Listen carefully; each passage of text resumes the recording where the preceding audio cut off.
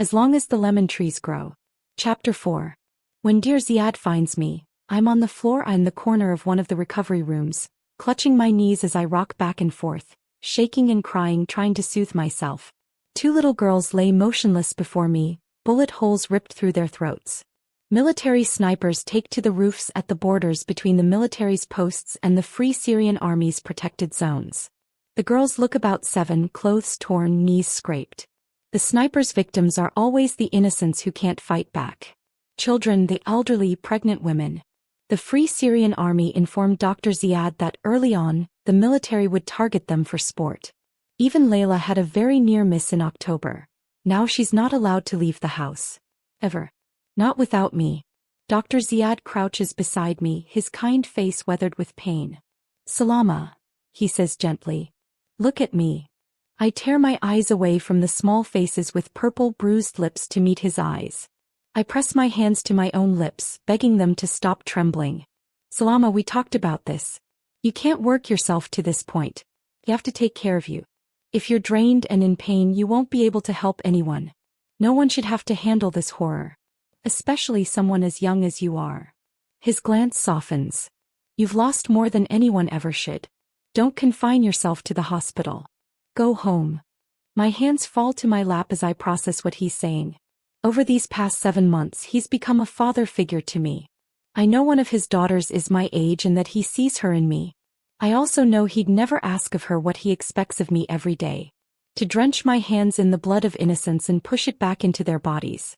Witness the horror and still come back the next day. And a small part of me, a very small one, begrudges him for it. Though he tries his best to take care of my health, not letting me exceed my limits. I clear my throat.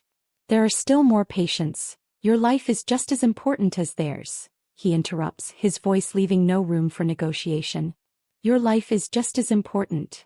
I close my eyes, trying to hold on to his words, trying to believe them.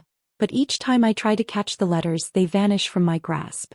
Nevertheless, I stand on unsteady legs as Dr. Ziad throws a white sheet over the bodies. Layla doesn't say anything for a long time after I slump down on the couch.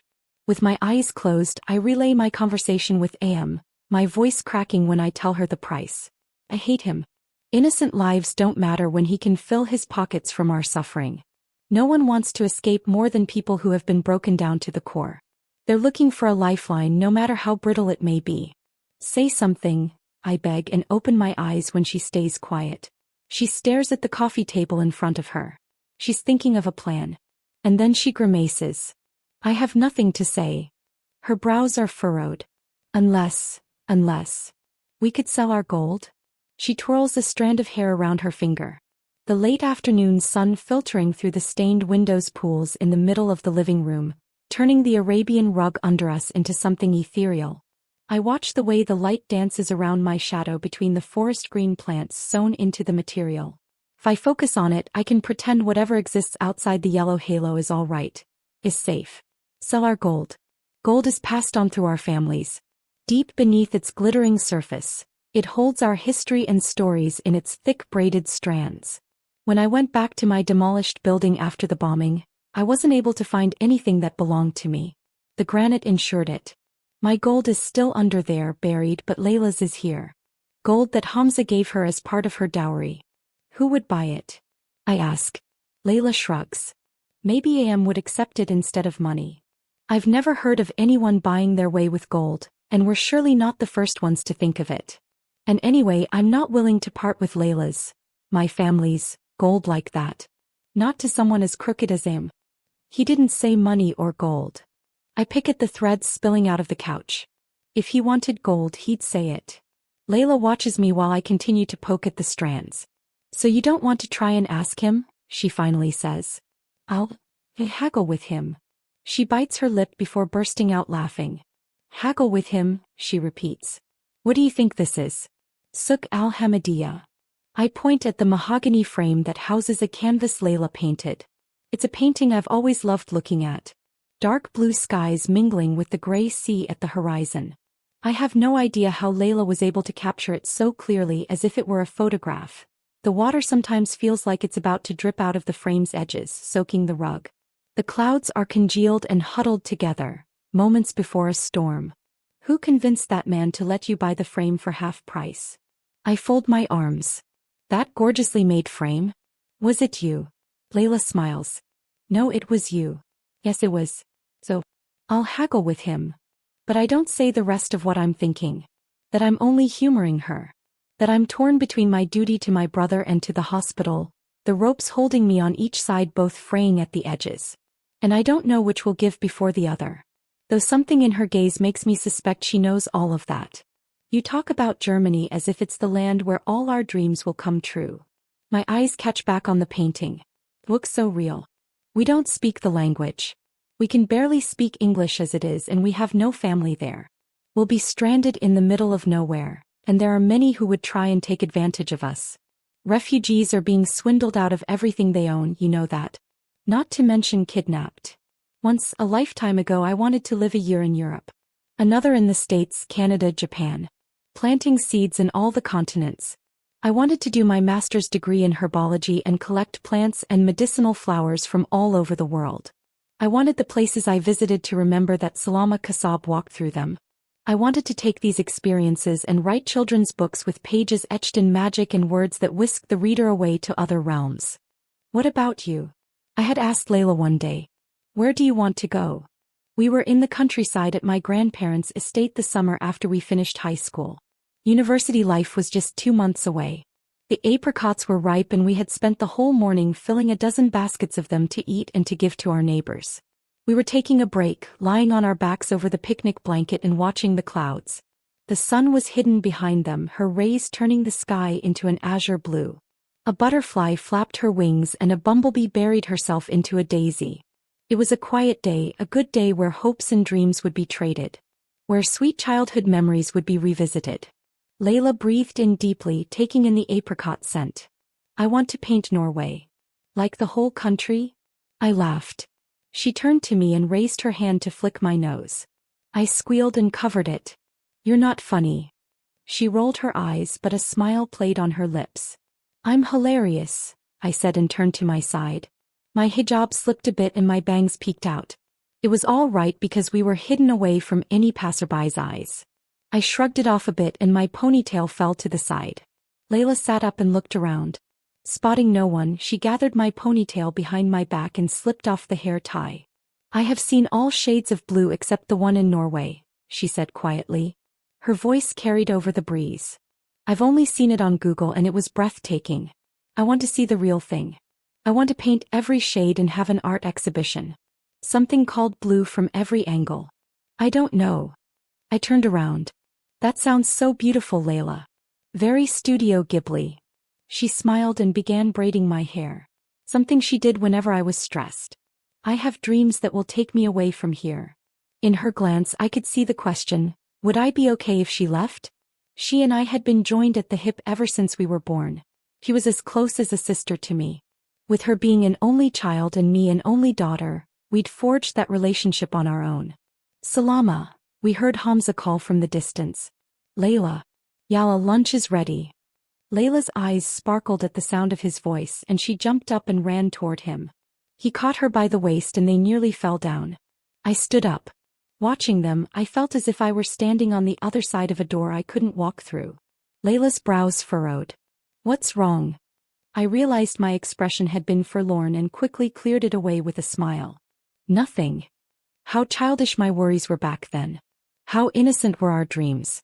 Now, a pregnant, starved girl sits before me, her eyes too large for her face, while my stomach rattles about like an empty drum.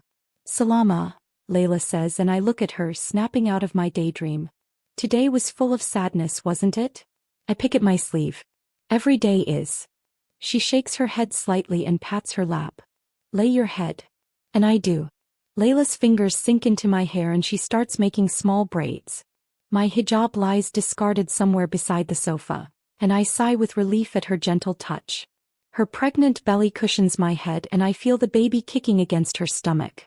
Only fabric layers of skin and placental fluid separate it from the terrors of this world. Don't focus on the darkness and sadness, she says, and I glance up at her. She smiles warmly. If you do, you won't see the light even if it's staring you in the face. What are you talking about? I mumble. I'm saying what's happening now, as horrible as it is, isn't the end of the world. Change is difficult and it's different depending on what needs to be changed. Look, I'll even science it up for you.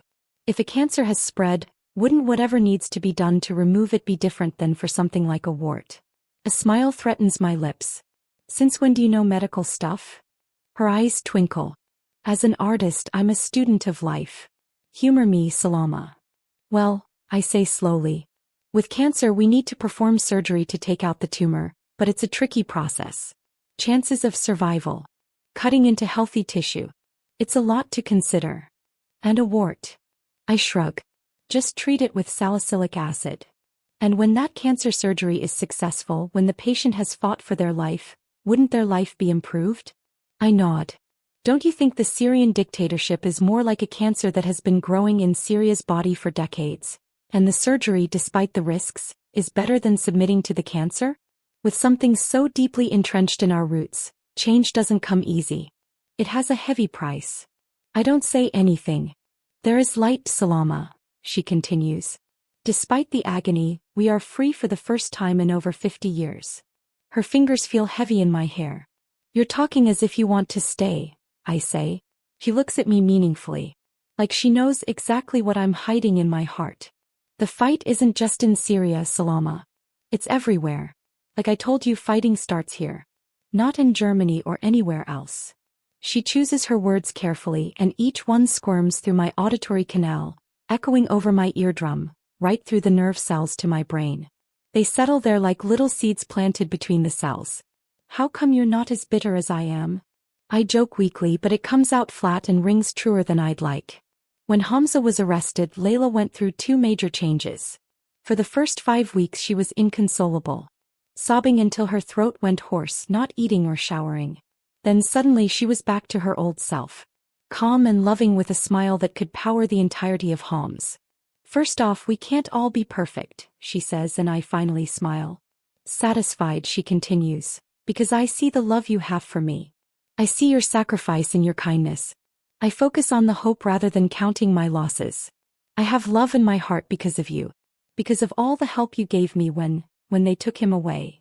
A tear blooms in the corner of her eye, slides down her cheek, and I catch it before it reaches her chin. She lost her parents when the bombs started falling. And then, in the middle of mourning her family, in the span of 1 week, we lost Mama, Baba, and Hamza. Worst of all, we still don't know whether Hamza and Baba are alive. I'd like to believe they've died. And I know Layla would too. Death is a far more merciful end than living every day in agony. If only everyone in the world were like you, I murmur. She lets loose a shaky laugh, and I take her hand to grip it firmly. But a thunderous noise outside makes us jump. Whatever warmth we were feeling evaporates, and the air is cold again. Layla squeezes my hand, her eyes closed. I pray with her that it's nothing. Please God, let it be nothing. Let it not be a raid. Please. My heart lodges in my throat for several beats, but when no screams pierce the night, Layla relaxes her grip. I think it's just rain, she whispers, trying to hide the fear from her voice. Better grab the buckets, then. I get up from the sofa as another thunderclap shakes the night. My head spins a bit, missing the safety Layla's lap offered. And don't forget to pray. Prayers are answered when rain falls, she reminds me. The wind blows past me when I open the veranda door to place the buckets outside. It cools my skin's hot flush, and my heart begins to migrate back to its proper place in my chest. I inhale as much of the fallen clouds as I can. They're gray and dense, hopefully bringing protection against the warplanes that could shatter our lives. After that, I help Layla get ready for bed. She doesn't sleep in her room anymore. Too much reminds her of Hamza. I haven't even stepped in there since the day I moved in. I don't want to see my brother's clothes hanging from the closet, his favorite watch on the nightstand, and the photograph of his laughing face as he kissed Layla's cheek during their wedding. So Layla sleeps on the sofa. I fill it with pillows and blankets. Her eyes are misty, her expression far away.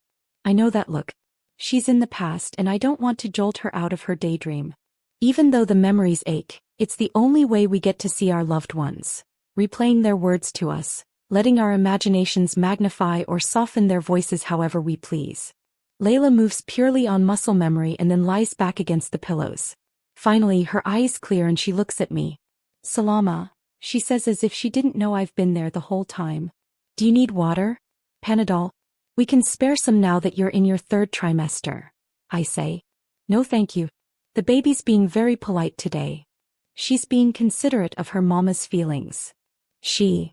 Layla says softly. Her expression lightens. I nod. It's a girl. I can feel it. Really?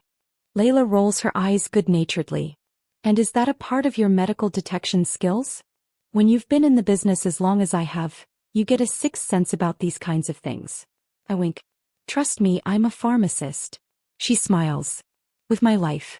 And my babies. Too much responsibility. I pretend to crumble and she laughs. Thought of any names? Well, when Hamza and I used to discuss names for any future babies, he always thought of boys' names. Always wanted a boy. He told me that he would be too soft if our firstborn was a girl. That he wouldn't be able to deny her anything. Oh, we both know Hamza would become a literal carpet for his daughter to step on. Which is why we need to leave, she whispers. We can't let her be born here. If it were just you and me, Salama, I wouldn't leave my husband. But it's his child. It's my baby. My breath hitches and I ball my hands into fists. Lavender has antiseptic and anti-inflammatory properties. Purple petals. Can be used for insomnia. Lavender. Lavender. Lav, you were telling me names? I choke out and her gaze drops between us. Yeah, she says after a minute. If it's a boy, Malik, and if it's a girl, Salama, I interrupt. How did you know? She gasps. I snap back in disbelief. What? I was joking. I'm seriously going to name her Salama if she's a girl. And why wouldn't you? Salama is a great name, I answer with a goofy smile. She laughs. I agree. I scoot over and whisper against her stomach. You best be a girl. I love you, little Saluma. The pain in Layla's eyes has mostly vanished, but traces still linger. Enough for the guilt to dig its thorns into my heart. I take a deep breath and exhale. Good night. I smooth her hair back and tighten the blanket around her. She squeezes my hand in reply. As she succumbs to her dreams, I finally let my fear show, the words she said to me repeating on a loop in my mind. With my life. And my babies.